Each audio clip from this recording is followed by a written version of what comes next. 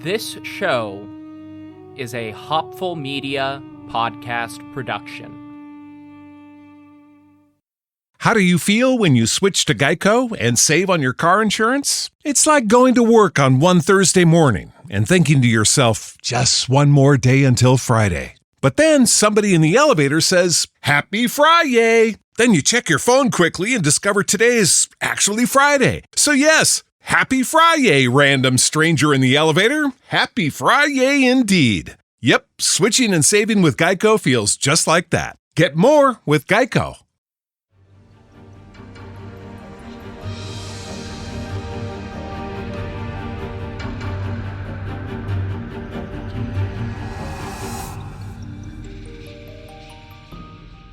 Hello, everyone. Welcome to the History of Persia. This is episode 137. Who are you again? Okay, so the new routine is off to a less than stellar beginning. I don't think this episode will be too late, but I spent like 3 hours trying to figure out what was wrong with my internet while finishing this episode. It turns out I had disconnected a cable from my router while plugging in Christmas lights. So that's fun. Anyway, here we are at the turning of the age. Last time, King Seleucus joined his fellow Diadokoi in a last alliance against the forces of Antigonus Monophthalmos. Due in large part to the elephants Seleucus had acquired from the Mauryan Empire, Antigonus died at 80 years old on the battlefield, while his son, Demetrius, barely managed to escape with a tenth of their army.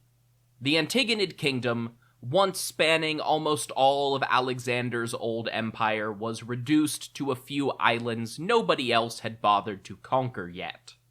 Ptolemy and Seleucus contested rule of Syria. Lysimachus added the northern and western half of Anatolia to his domain, while Seleucus took the east and the south. There's some debate about what exactly was going on in Cilicia, Lycia, and the rest of southwestern Anatolia, the area where the battle actually took place, but I'll deal with that another time. Cassander once again held authority over all of Greece and Macedon, and Ptolemy was beginning to make moves towards Cyprus. The war was not over. Demetrius had a few strongholds left and immediately started trying to harass Lysimachus, perceived accurately as his weakest opponent.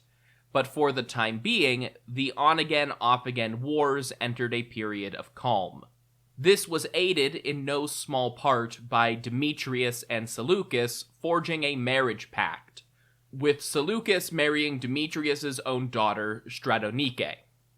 Remember back to the end of the Mauryan War, if both sides exchanged female relatives, especially daughters, they were treating as equals. If only one side sent a daughter to the other, the sender was seen as the lesser partner.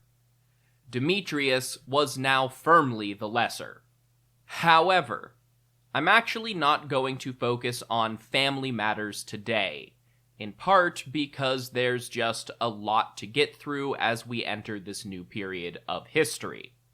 Way back, I did a version of this episode as Cyrus the Great wrapped up his conquests too, explaining what Persian culture and society was like in the broadest of terms. I'm going to do some of that today, but I'm in a bit of a weird position. We know who the Greeks and Macedonians are already. The Seleucid Empire is still quite new. Hellenistic rule in general is still pretty new. Alexander the Great didn't really do any state building, and the Diadokoi have been so focused on fighting that they've just barely started to scratch the surface. But the seeds are planted. So we begin with important caveats.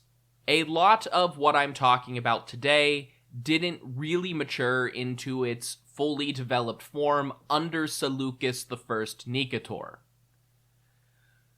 A lot of it won't even really get started until the reign of his son,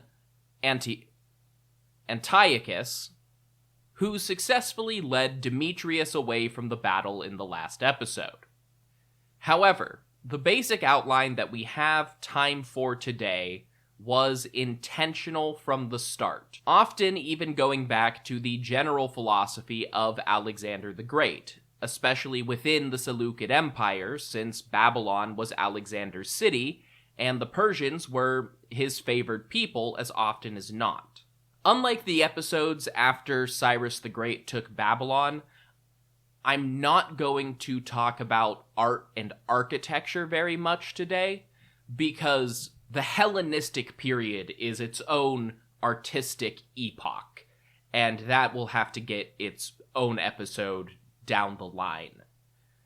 In terms of things like art, architecture, philosophy, mathematics, just know for now that there is a blending between East and West, but the changes that occurred in this period and the new styles that developed were fueled from a Greek basis. Instead, let's begin with an overview of the Empire, because it's been a while since we really covered the whole thing, and I'm sure most of you who don't have Ian Ladyov's maps, link in the show notes, open at all times, have lost track of things by now. There's also some stuff we just haven't covered at all that I'll spend more time on soon. The Seleucid Empire, circa 300 BC, looked a lot like the Achaemenid Empire if you roasted it over hot coals for a few decades. Kinda the same shape, but shrunken and misshapen. We covered the eastern and western extremes recently.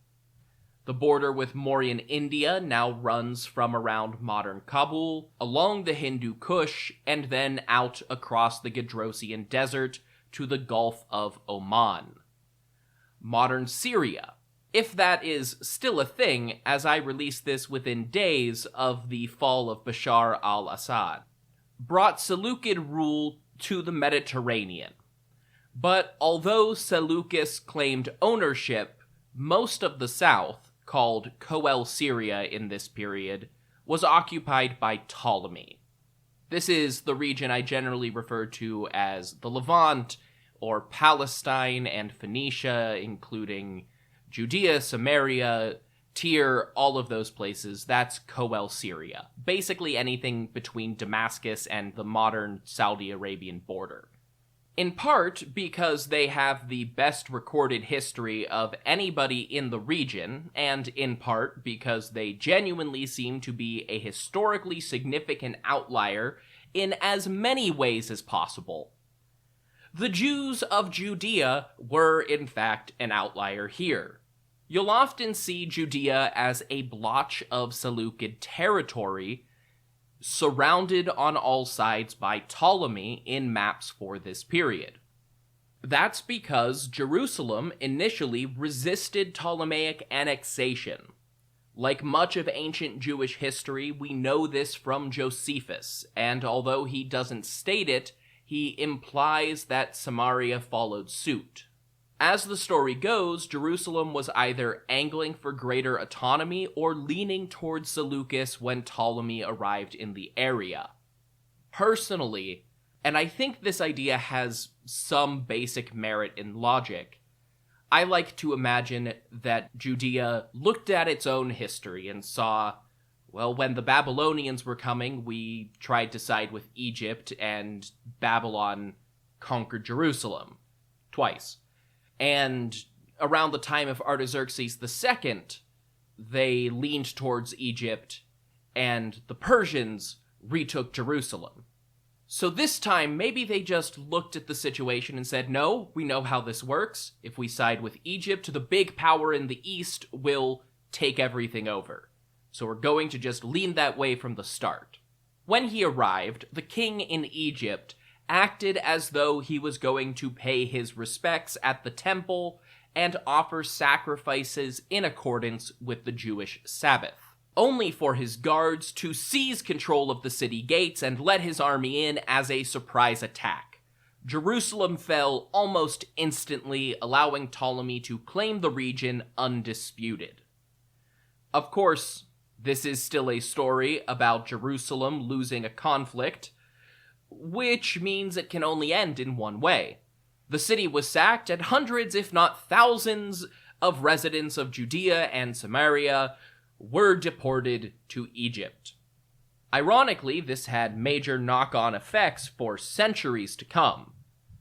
The deported Jews and Samaritans were granted all of the same rights and privileges as Greek and Macedonian settlers in Alexandria, and the deportee community thrived, especially after Ptolemy's successor, Ptolemy II, loosened the restrictions on traveling back and forth to Judea.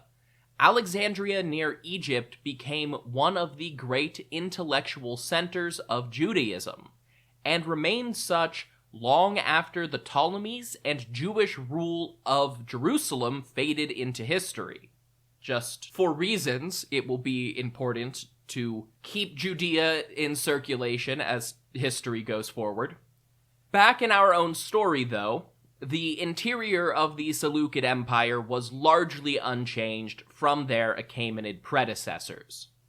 The system of satraps and satrapies was largely unaltered, though decades of war had given them greater autonomy than was typically enjoyed under the Achaemenids.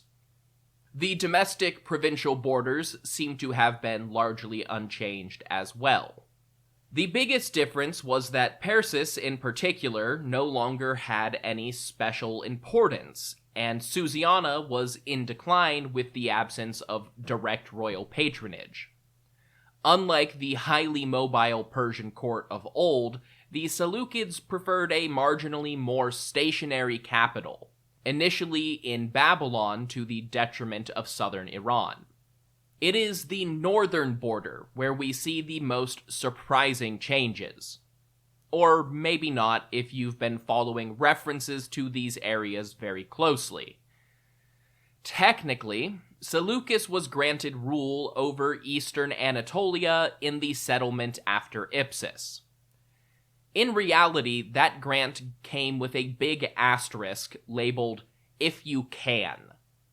The northeastern coast of Anatolia, gradually expanding inland to encompass most of Cappadocia and all of Armenia and the Caucasus, were the regions most neglected by Alexander the Great's conquests and the settlements of the Diadochoi. As a result, a lot of the old Persian nobility still held power there. And after all this chaos, they weren't about to just roll over and submit.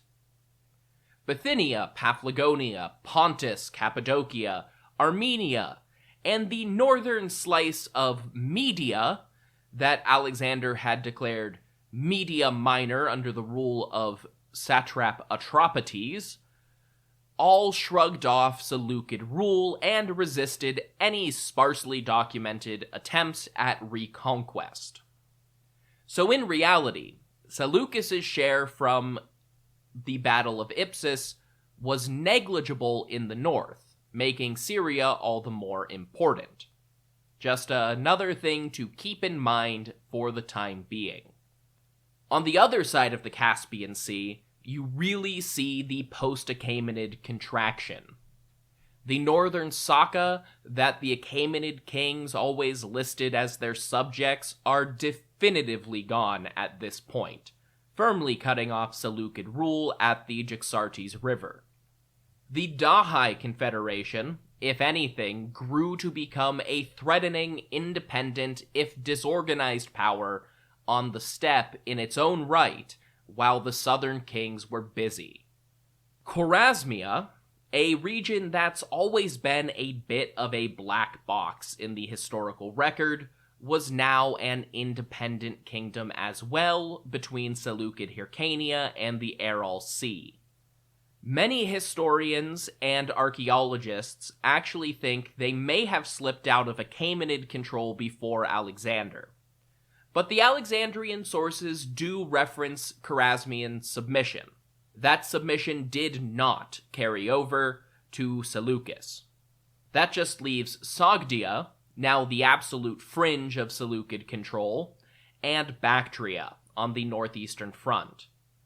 Surprisingly, Bactria of all places became something of a Seleucid stronghold thanks to the influence of Seleucus's wife Apama, who he married in the mass wedding ceremony at Susa under Alexander's direction. That said, just because institutions and borders remained in existence doesn't mean that the system continued to function as it had originally under Darius and Xerxes. If you've been listening for that long, you know that it hasn't fully functioned that way in some time. We already know that under the later Achaemenids, more and more satrapies and governorate positions became dynastic rather than centrally appointed. Alexander, Antipater, Antigonus, Seleucus, and eventually his successors did try to revert this a bit on the satrap level, though that too will eventually falter back to dynasticism. However, smaller regional units rapidly became more autonomous during the wars of the Diadochoi, and Seleucus did very little to change that. In part, I think this can be treated as realpolitik.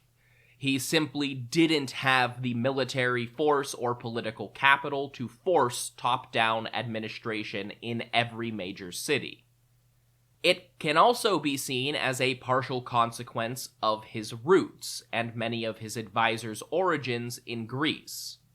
At this point, Macedon has only been an imperial society for about 50 years. Culturally, a lot of their norms and values were still rooted in a small mountain kingdom. Likewise, the Greek ideal was still an autonomous city-state, and true to form, many new cities were founded and old cities remodeled on a Hellenistic city-state style of both government and social life. One of the most striking differences between writing about the Achaemenids compared to the Seleucids is that we hear much less about the satraps or even regional governors. Much of the action going forward will be focused on the actions and positions of specific cities. This was also tied into a new, or more accurately revived, phenomenon of the early Hellenistic period: the colony city. Often, these started as little more than military garrisons with big dreams. But before we get into all of these new building projects, we're going to take a quick break for an ad.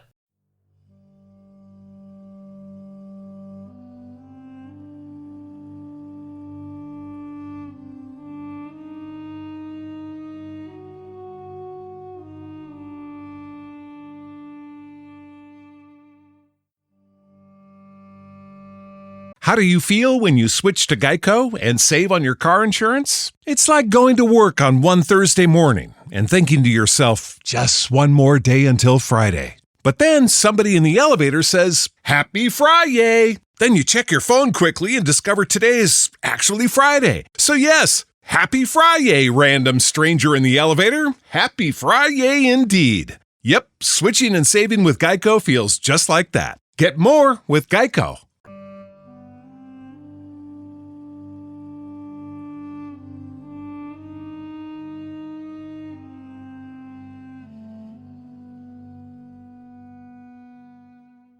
But from Alexander's many Alexandrias down through the Roman period, Hellenistic rulers just loved establishing a new city and filling it with soldiers and a few civilians from back home.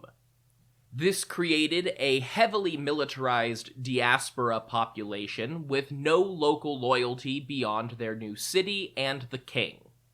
Seleucus is credited with founding at least 17 cities, or at least refounding and rebuilding existing settlements on a Hellenistic model, often named after his father and or son as Antioch, his mother Laodicea, or himself Seleucia. One of these, Seleucia on the Tigris, was founded as a new palace capital for the dynasty, and Greco-Macedonian Mir to Babylon itself, just a few miles north of the ancient great city. Another, potentially the most important of them all, was Antioch on the Orontes in northern Syria, a sparsely populated region that had suddenly become the integral connection between the Seleucid home base in Babylonia and the Mediterranean. Perhaps most surprisingly, the city known commonly as Iconium in Bactria was another of Seleucus's most prominent foundations.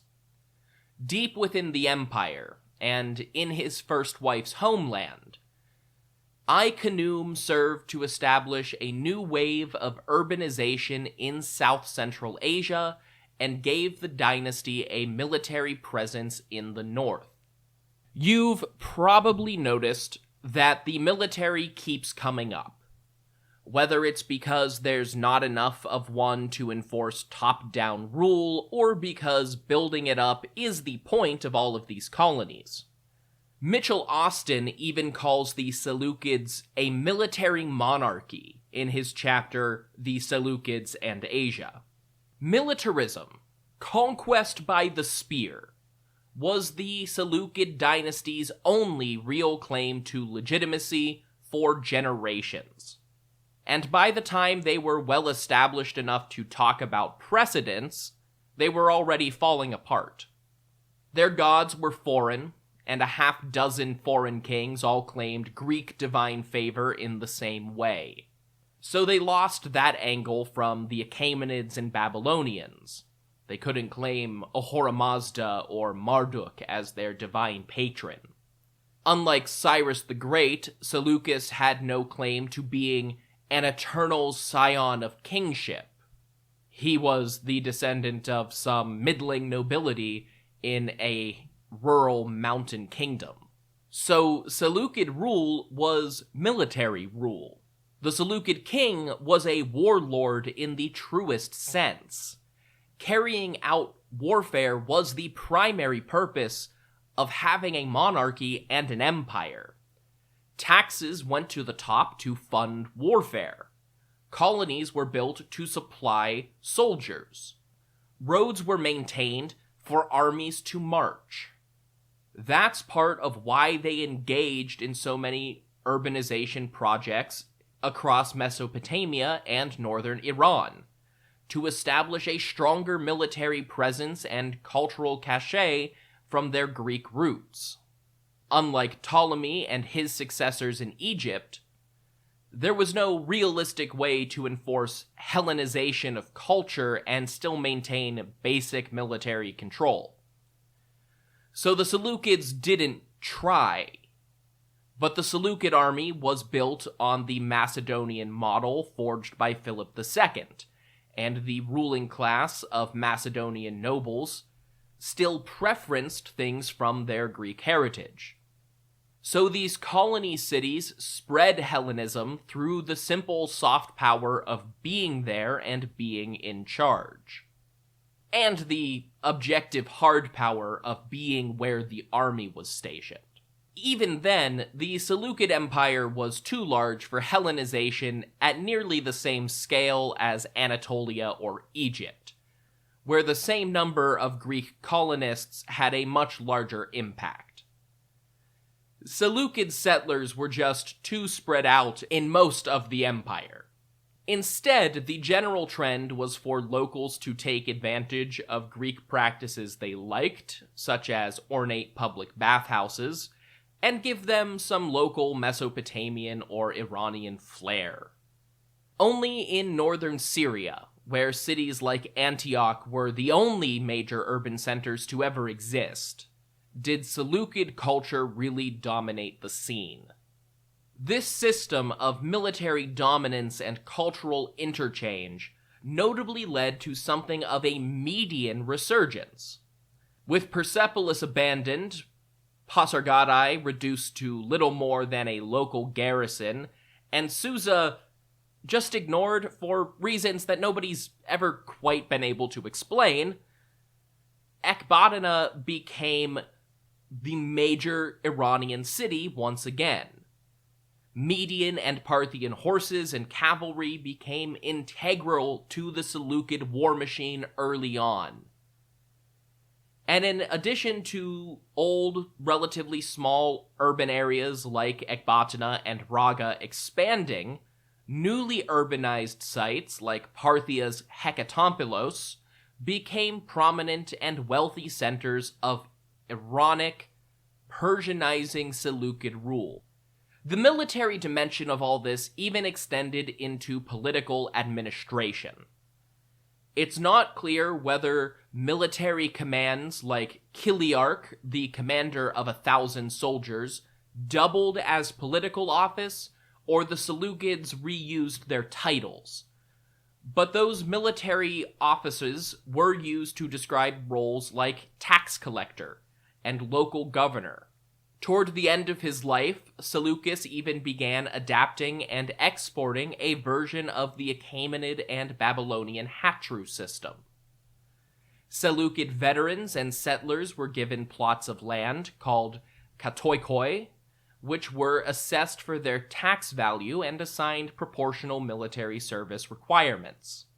Like the Hatru in Babylonia, this rewarded soldiers for their service, placed a diaspora population of militant loyalty in key areas, and ensured the Seleucids' loyalists held lots of land. Seleucus just scrapped the chariot estates with these new settlements and applied expanding the property range for heavy infantry and pushing cavalry to the most prestigious role.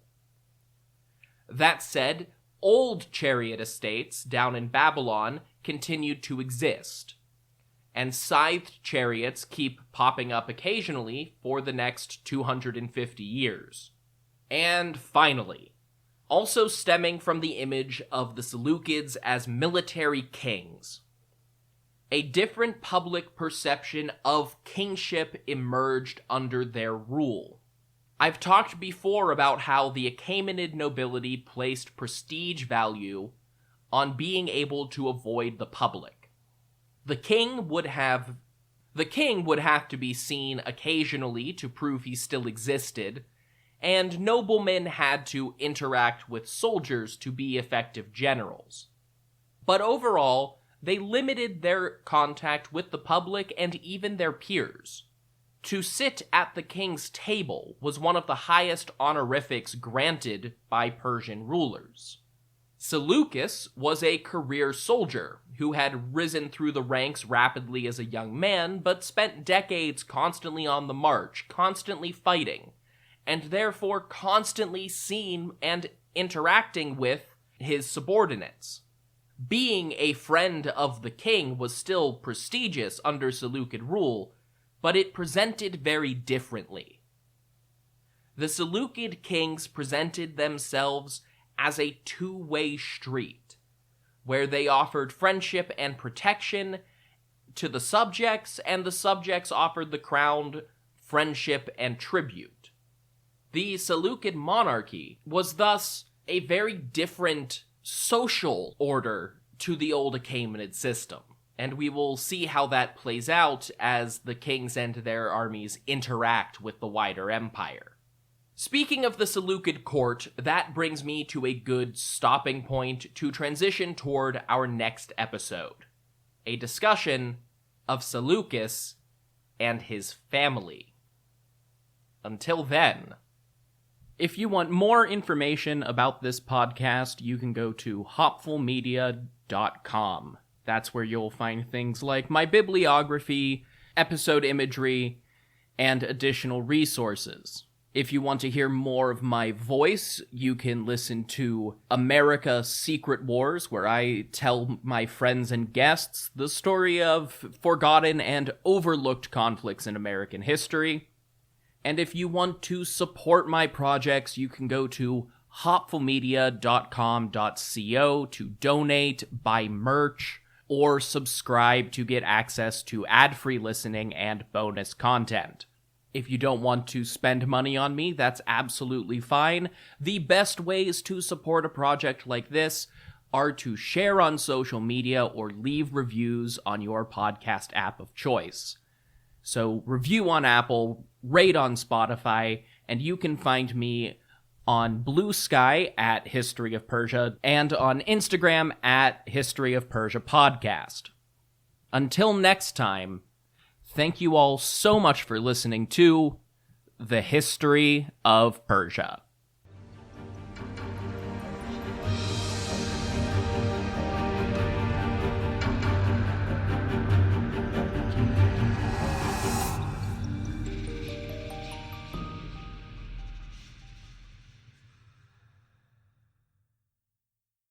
How do you feel when you switch to Geico and save on your car insurance? It's like going to work on one Thursday morning and thinking to yourself, just one more day until Friday. But then somebody in the elevator says, Happy Friday! Then you check your phone quickly and discover today is actually Friday. So yes, Happy Friday, random stranger in the elevator. Happy Friday indeed. Yep, switching and saving with Geico feels just like that. Get more with Geico.